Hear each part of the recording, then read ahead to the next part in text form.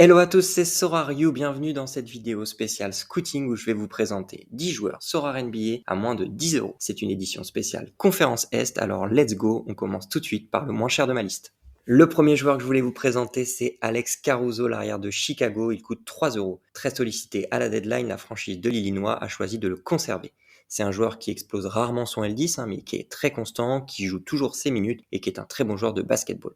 Alors évidemment, à 3 €, je vais pas vous faire croire que c'est une star du SO5, mais c'est un très bon ajout, notamment dans un roster contender et s'il y a des absences à Chicago. Le deuxième joueur, bien c'est Dorian Finney-Smith, il coûte 4 € et je me suis posé une question. Est-ce que Dorian Finney-Smith est devenu un mauvais joueur de basket?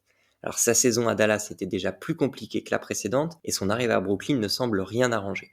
Pour moi, la réponse elle est claire, c'est non. Dorian Finney-Smith reste un élite défenseur de la ligue. Il a juste manqué de réussite, notamment défensivement, où il a pris très peu d'interceptions et très peu de contres. Il a également manqué de réussite de l'autre côté du terrain au shoot, 30% versus 40, et il prend un shoot de moins en moyenne parce qu'il n'est pas encore intégré dans tous les systèmes. Pour lui, l'enjeu, c'est de s'habituer au basket sans Doncic, et évidemment, comme vous le savez, ça change des choses, et il faut trouver sa place dans ses filles. Mais je crois que dans son prime, c'est un joueur extrêmement intéressant à avoir pour un prix pareil. Le troisième joueur, c'est un must-have. Il s'agit de Jevon Carter from Milwaukee. C'est un joueur de rotation du bas court avec une énorme variance qui fait tout son sens dans le SO5 de Sorare. Notamment lorsque Milwaukee vit des blowouts ou des absences, et bien là, il est capable de faire des folies. C'est un ajout indispensable à votre contender. Il coûte 6 €, donc je pense que c'est abordable. Les Bucks devraient aller loin. Ça vous donne plus d'utilité. C'est tout bénef. On enchaîne avec Jordan Nwora qui est un gros potentiel. Il a été tradé par les Bucks à la deadline pour récupérer notamment Jake Crowder. Mais l'ailier avait laissé entrevoir de belles choses déjà à Milwaukee et il est en train d'exploser à Indiana. Il a réalisé quelques grosses prestations au scoring, notamment avec une superbe adresse de loin à presque 40% cette saison. Il va prendre feu quelques soirs, alors soyez au rendez-vous. En cinquième, on va parler d'un numéro 5 de draft. Il s'agit de Jalen Suggs et il coûte 7 €. Il retrouve du temps de jeu, il doit confirmer sur cette fin de saison sophomore. Une team option a été levée pour une coquette somme de 9,7 millions pour la saison prochaine quand même. En plus, Orlando a libéré R.J. Hampton pour lui faire de la place. Alors oui, il doit partager les minutes avec un backcourt qui est jeune et talentueux, composé de Cole Anthony et Markel Fultz, mais son profil semble vraiment plaire à la franchise.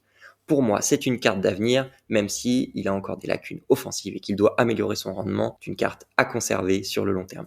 Nous sommes déjà à la moitié de nos 10 joueurs de la conférence Est pour moins de 10 € sur Sorare NBA. Alors j'avais fait le même travail pour la conférence Ouest, je l'avais directement mis sur Twitter, je te mets le lien en description si ça t'intéresse. Si le concept te plaît et que tu veux voir plus de choses, prends quelques secondes pour t'abonner, liker, laisser un commentaire, ça encourage et on fera d'autres vidéos du style.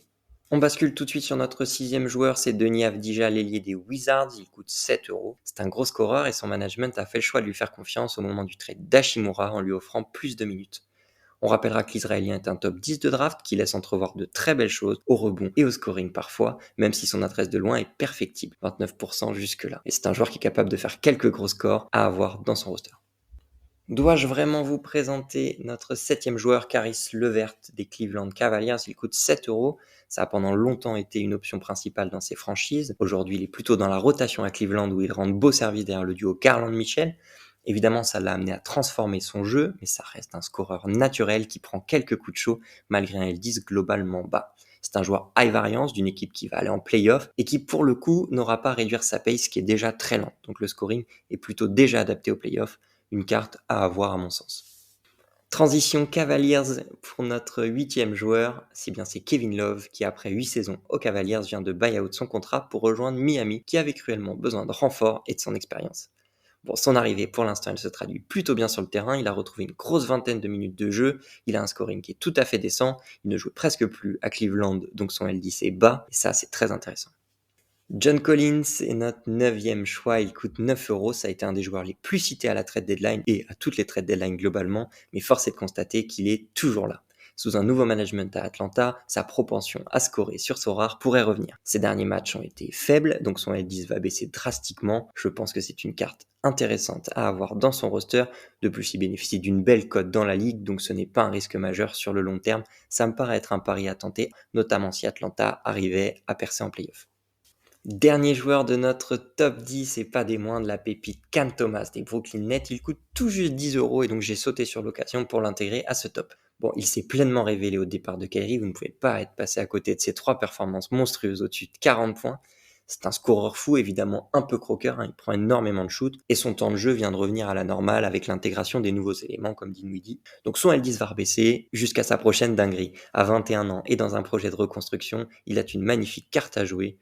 Voilà, nous arrivons au bout de notre top 10 des joueurs à moins de 10 €. Encore une fois, n'hésite pas à laisser un commentaire sur le joueur que tu trouves le plus pertinent dans ce listing. Bon, je vous ai préparé une petite surprise, un gagnant sera tiré au sort parmi les commentaires des abonnés pour remporter une carte de Dorian Finney-Smith, note numéro 2. Merci pour votre écoute et à bientôt, c'était Sorario.